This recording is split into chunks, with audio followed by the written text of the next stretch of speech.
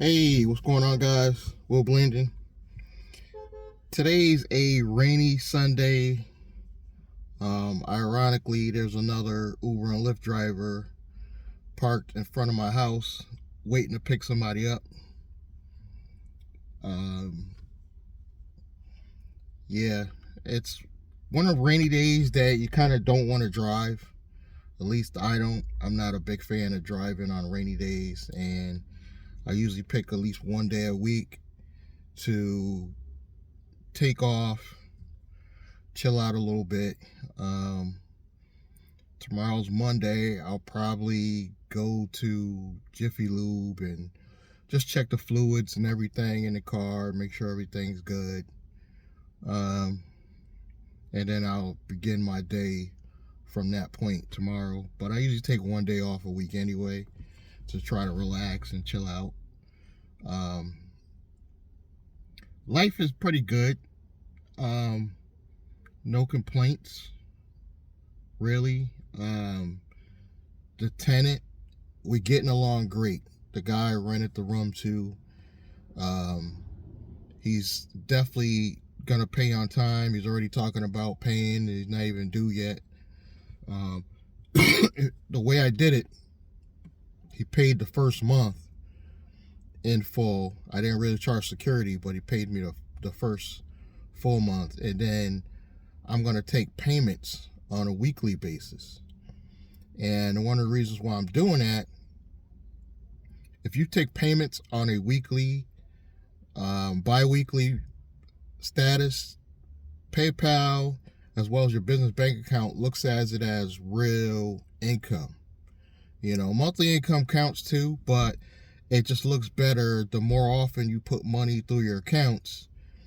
That's going to trigger your business bank rating or even your personal bank rating or whatever banks you're working with. And most likely at some point PayPal will offer me a loan.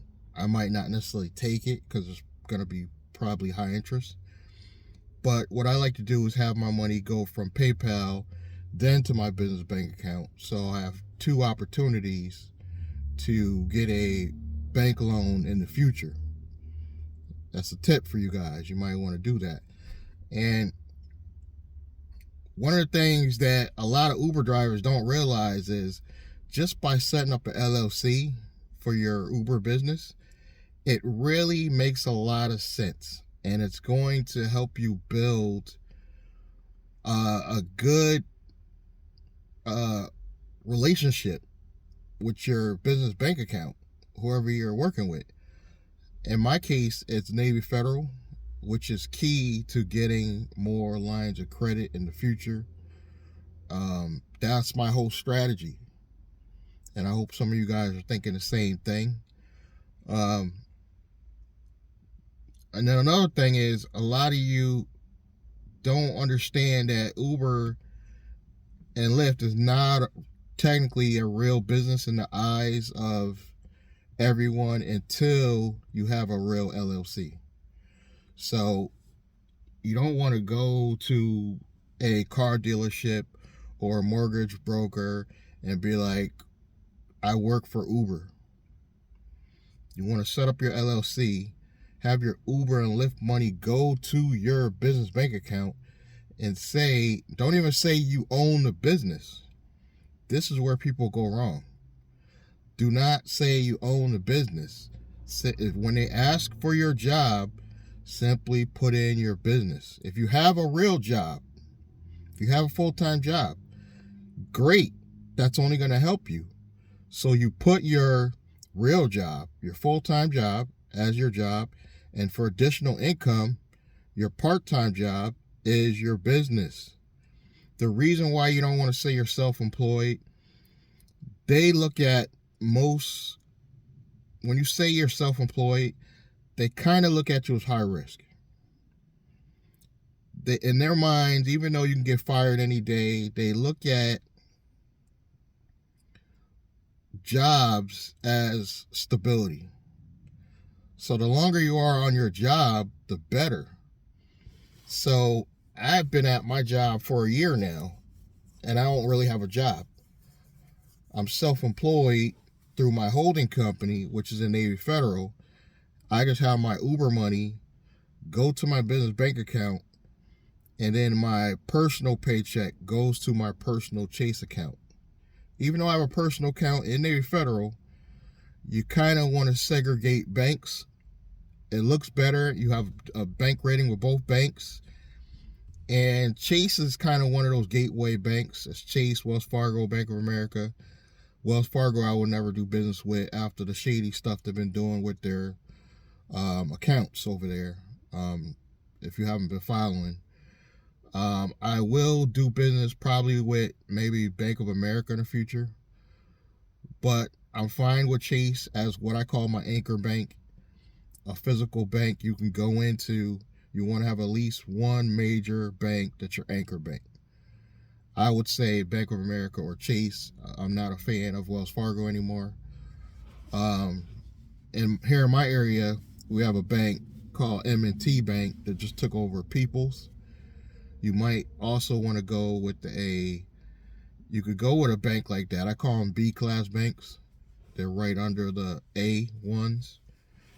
And then you want to start dealing with, not necessarily Navy Federal. There's a lot of credit unions.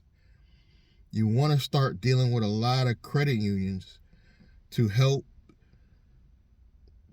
build your relationship with those credit unions, because they're going to offer you a lot more money than, say, Chase, American Express.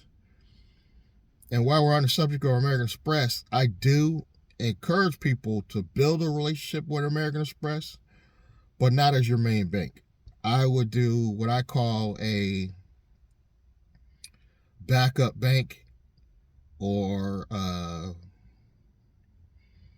emergency account. I'm going to eventually set up a American Express business account, throw $5,000 in it, and don't touch it, and slowly add little amounts to that, but keep that American Express relationship for the future. The good thing about American Express, if you screwed up with them like I have in the past, you could still come back later. Hopefully you've settled a lot of your debts. You can come back later and they will let you do business with them again. Like in my case, I'm at the rebuild stage. I messed up in the past. Now I'm restarting over. But I'm starting over with a lot more knowledge than I had in the past. Number one, I know that I can't just have a Uber business. It's not a real business.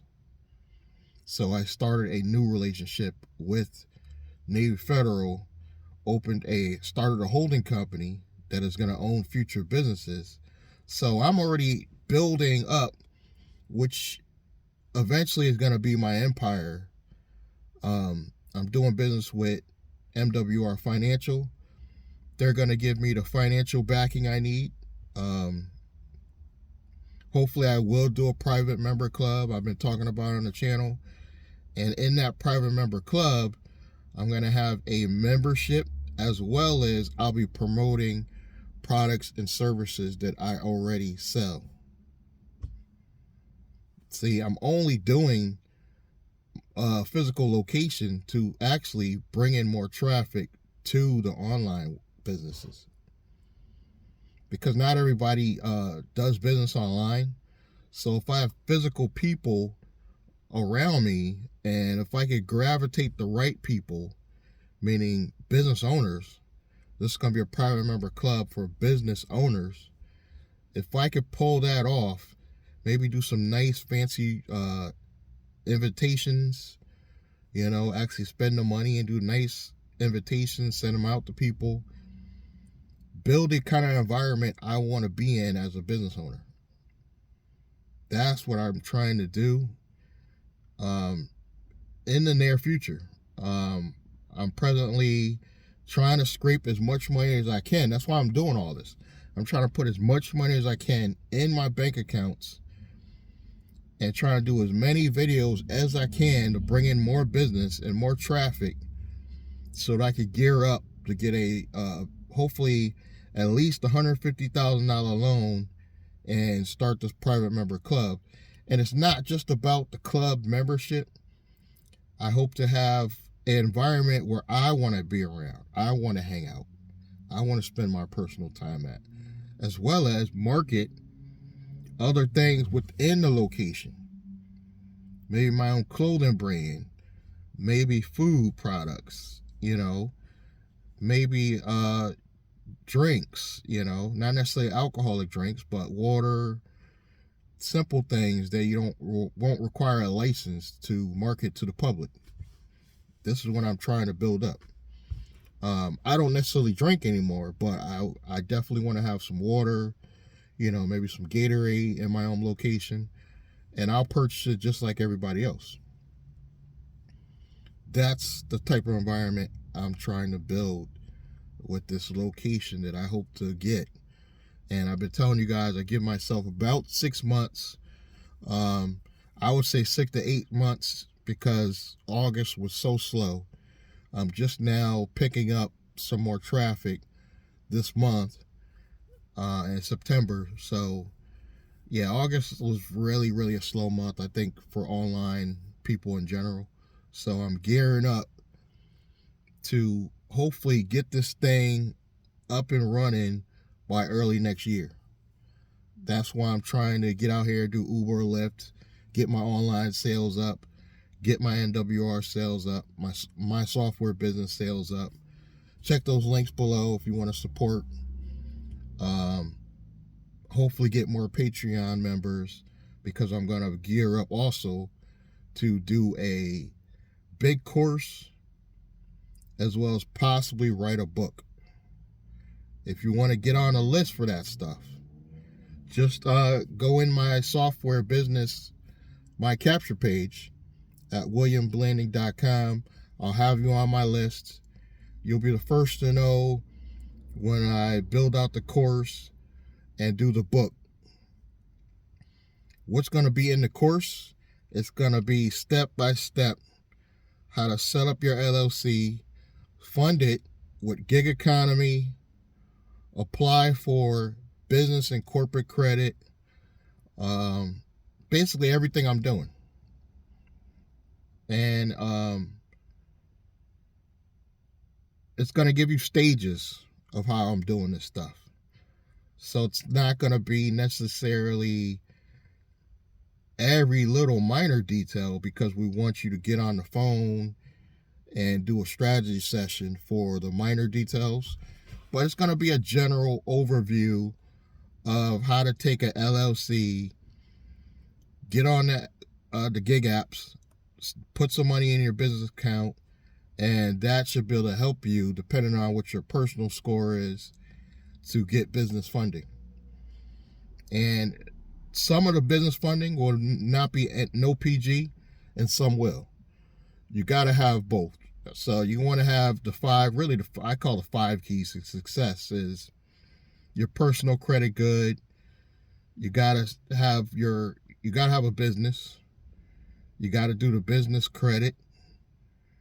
You will eventually want to get assets, and you want to be generating at least 5 to 10 grand a month. Once we have the keys to success, guys, it's a wrap. There's no stopping us. So following me on this journey, it's not always going to be easy. I'm not going to lie to you. I don't want to front and be like my life has been a piece of cake, because I had a lot of this stuff. I had the business, I had some business credit, and I abused it. So it's about knowledge as well.